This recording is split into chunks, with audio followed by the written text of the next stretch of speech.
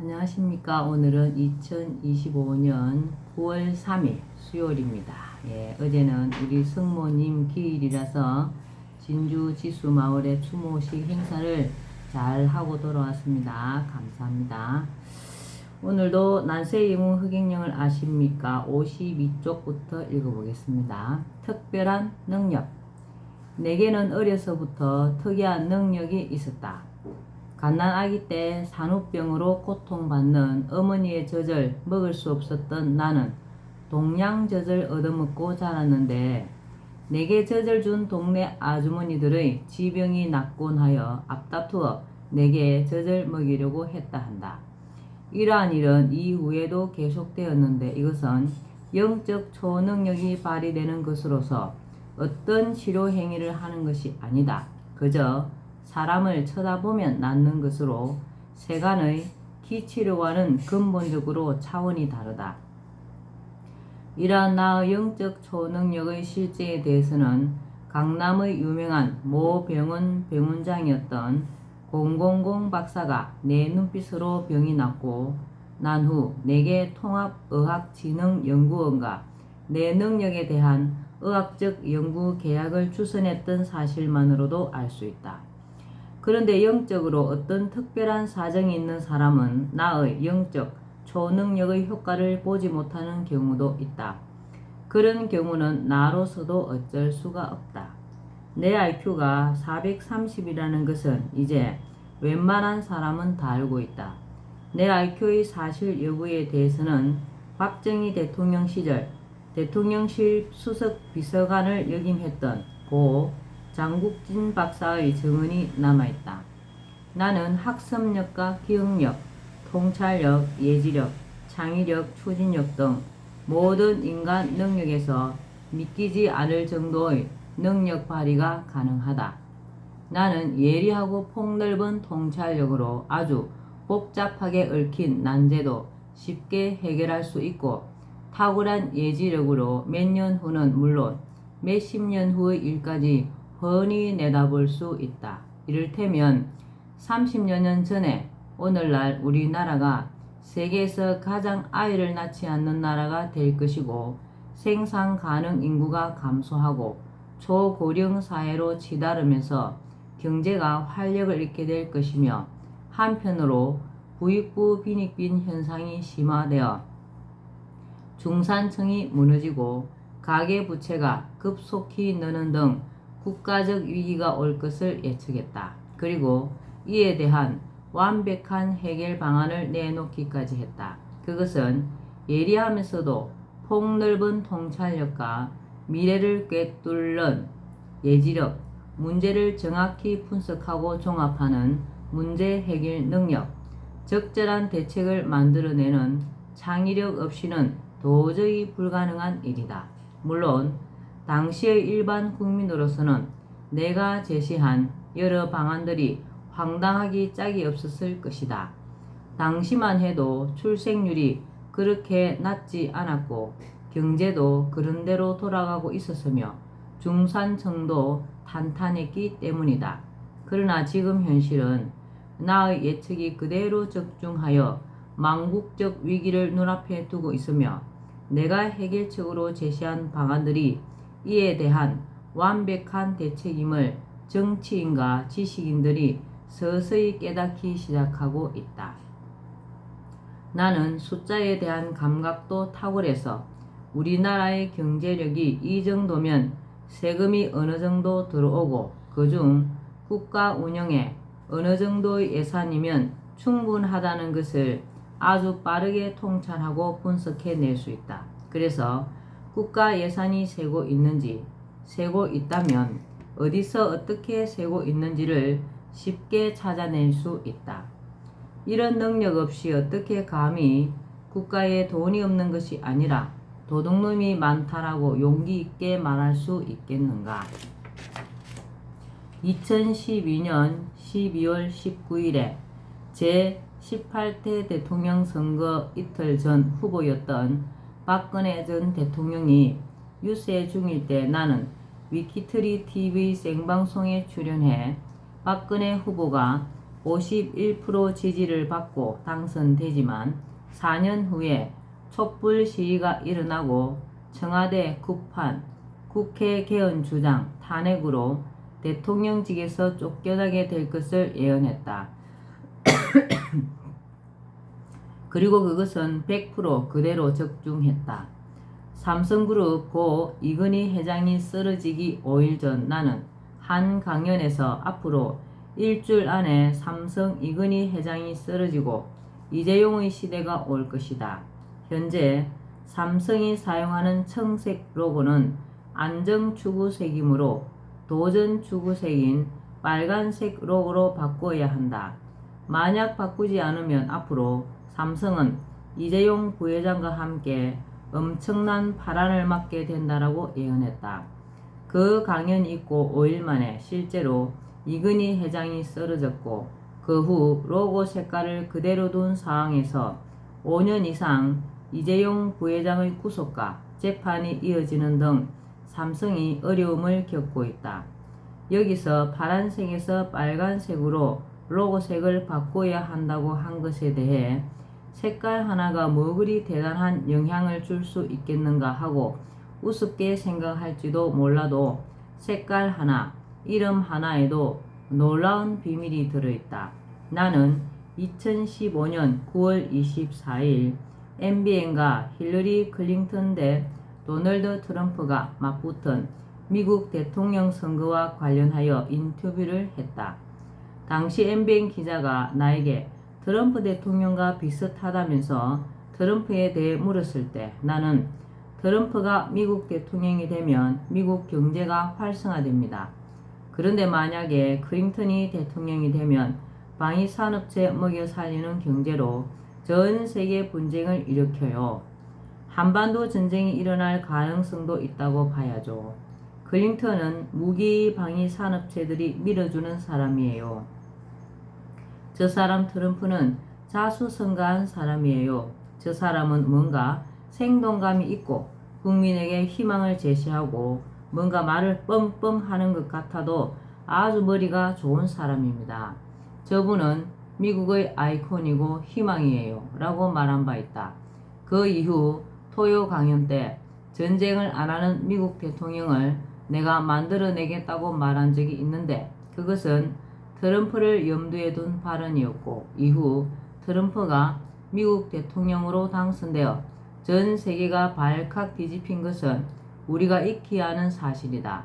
내가 트럼프를 마음에 두었던 것은 힐러리 클린턴은 방위산업체의 영향력 하에 있는 사람이지만 도널드 트럼프는 사업가 출신의 재력가로서 자력으로도 얼마든지 선거를 치를 수 있어 무기업자들로부터 비교적 자유로운 사람이었기 때문이다.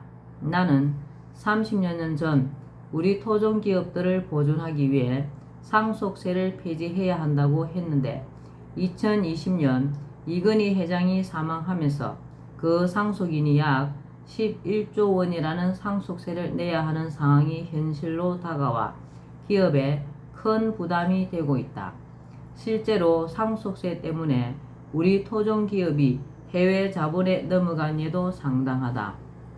이러한 미래를 내다보는 예지력 혹은 예측력은 국가를 경영하는 데 있어 장기적 계획을 세우고 다가올 문제 상황에 대한 대비책을 세우는 데에 아주 중요한 능력이다. 내가 국가 최고 지도자가 된 경우에는 아시아 통일과 세계 통일을 쉽게 이룰 수 있다고 말하는 것도 전 세계를 머릿속에 두고 무엇을 어떻게 하면 된다는 것이 일목요연하게 정리되어 통일 계획과 구체적 방안이 모두 강구되어 있기 때문이다. 일반인의 눈에는 과장되게 생각될지 몰라도 나의 두뇌와 통찰력으로는 모든 계산이 빈틈없이 이루어져 아주 현실성 있게 계획되어 있다. 이 외에도 내게는 여기서는 밝히지 않은 많은 능력들이 있다. 내 이름의 위력도 그 중 하나이다. 일례로 우유에 내 이름 허경영을 부르면 우유가 썩지 않는다. 이는 누구든지 실험을 통해 확인할 수 있는 사실이다. 우유뿐이 아니다. 하늘궁에 있는 대형 케이크는 내 지지자 중 한 사람이 창당 이전 선물한 것인데 내 이름을 불러준 후 2년이 훨씬 지났는데도 지금은 2018년이 7년이 지났죠. 수분 증발에 따른 약간의 형태 변화를 제외하고는 썩지 않고 여전히 그대로이다. 이 사실은 하늘궁에 오면 직접 확인할 수 있다. 상식적으로 이해하기 어려운 이러한 것들 때문에 사람들이 나를 이상한 사람으로 보기도 한다는 것을 모르는 바 아니지만 때가 되면 대부분 사람들이 내게 이런 신비한 현상이 왜 있는지 내가 강연을 통해 수없이 말하고 있는 것들, 예를 들면 신인이라든가 여러 영적인 능력 등에 대해서도 자연스럽게 이해하게 될 것이라고 생각한다. 신인으로서 내가 가진 여러 영적인 능력은 내가 세상에 군림하기 위해서가 아니라 내가 누구인지를 알려 인간 세상에 공의를 세우고 인류가 공존 공영할 수 있도록 하는 등 나의 소명을 이루기 위한 것이다. 소명을 받은 민족. 우리 국민은 세계 최고의 IQ를 자랑한다. 이것은 나만의 생각이 아니라 이미 과학적으로 연구된 결과이다. 영국과 핀란드의 대학에서 세계 185개국 국민의 평균 IQ를 조사했다. 조사 결과 홍콩이 107위로 1위고 우리나라가 106위로 2위, 그 다음 3위는 일본과 북한이 105위로 동등했다. 그러나 홍콩은 중국에 속하기 때문에 중국인의 평균 IQ인 100과 합쳐서 계산해야 하므로 우리보다 훨씬 낮다. 한국인의 지능이 세계 최고인 셈이다. 우리보다 한참 못 사는 북한 사람들 역시 머리만큼은 같은 한민족답게 우수하다. 일본 사람들도 똑똑한데 그것은 한민족의 피가 섞였기 때문이다. 그러나 한반도에 자리 잡은 한국인을 따라오지는 못한다. 일본 최고 재벌은 손정희 회장으로 한국계이다. 한때 중국 최고 재벌이었던 알리바바의 마윈이 사업을 시작할 때 손 회장이 2천만 달러를 투자했으니 한국계가 중국의 최고 재벌도 만들어 주었다고 볼 수 있다. 내가 한민족의 IQ가 세계 최고라고 자랑을 늘어놓은 이유는 따로 있다. 이런 머리 좋은 민족의 능력이라면 세계 경제의 중심에 설 수 있고 국제적인 지도 국가로서 우뚝 설 수 있는 충분한 능력이 있다는 것을 말하고 싶어서이다. 우수한 민족, 한민족. 실제로 우리 민족은 대단히 우수한 민족이다. 세종대왕이 만든 한글은 세계인이 인정하는 세계 최고의 글자로 유네스코 세계기록 유산으로 등록되었다. 발성 기관을 본뜨고 천지인을 응용한 창제 원리가 놀랍도록 과학적이다. 실용성도 탁월하여 표현할 수 없는 말이 없으며 배우기도 아주 쉽다. 또 컴퓨터 자판으로 세계에서 가장 빨리 칠 수 있는 글자로서 한자보다 60배 빠르고 영어보다도 2배가 빠른 IT시대 최적의 글자이기도 하다. 유네스코에서는 해마다 세계에서 문명 퇴치에 공이 큰 이들에게 세종대왕 문명 퇴치상을 주고 있다. 이 상의 명칭에 세종대왕이 들어간 것은 세계 문자 가운데 세종대왕이 만든 한글이 가장 배우기가 쉬워 문맹자를 없애기에 좋은 글자라는 것을 세계가 인정했다는 뜻이다. 우리 민족의 우수성은 온돌 문화에서도 발견할 수 있다. 온돌은 철기 시대부터 사용해온 우리나라 고유의 난방 장치이다. 먼저 방바닥 밑에 불 기운이 들어올 수 있는 통로를 만들고 그 위에 크고 편편한 돌을 까는데 부엌의 아궁이에서 불을 지피면 불 기운이 들어와 이 돌판을 데우고 돌판이 오랫동안 열기를 지니며 난방이 되도록 하는 것이다. 돌판으로 이루어진 부분을 구들이라 하고 돌판 한 장 한 장을 구들장이라고 한다. 또한 불길이 들어오는 통로를 고래 혹은 방고래라고 하는데 고구려나 고려라는 나라 이름은 바로 이 고래에서 비롯된 것이다. 온돌은 유럽의 백난로보다 훨씬 효율적이고 위생적이며 당대로서는 그 어떤 난방 장치보다도 뛰어난 우리 민족만의 고유한 난방 기술이었다. 오늘날 우리 민족은 6.25 전쟁의 재뜸에서 한강의 기적을 이루고 세계 10위권의 경제 대국을 자랑하고 있다. 전 세계에 한류 열풍을 일으키는가 하면 IT 강국으로서 세계를 선도하고 있다. 우리 민족은 두뇌가 명석할 뿐 아니라 국가 최고 지도자를 잘 만나면 엄청난 저력을 발휘하는 민족이기도 하다.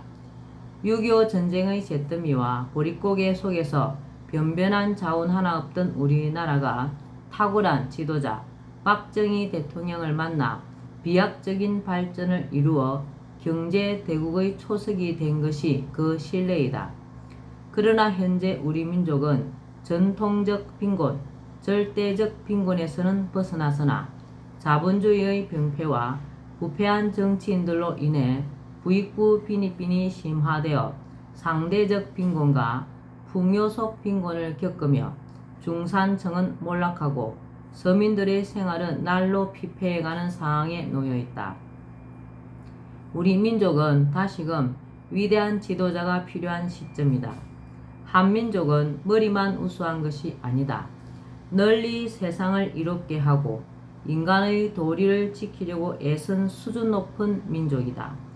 천부경과 삼일신고, 참전개경은 아주 오래된 민족 경전으로 하늘의 가르침으로 인간 세상을 교화하려는 내용을 담고 있다.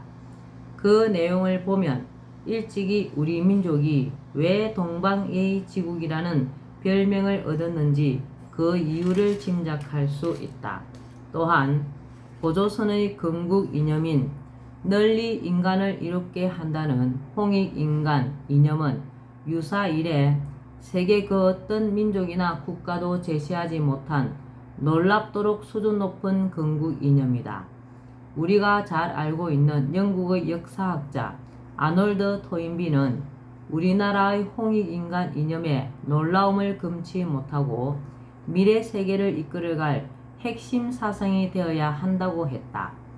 25시라는 작품으로 노벨 문학상을 수상한 루마니아의 작가 콘스탄틴 게오르그도 우리나라의 홍익인간 이념에 매료되어 뜰에 무궁화를 심어놓고 한국을 생각할 정도로 한국 사랑이 대단했다고 한다.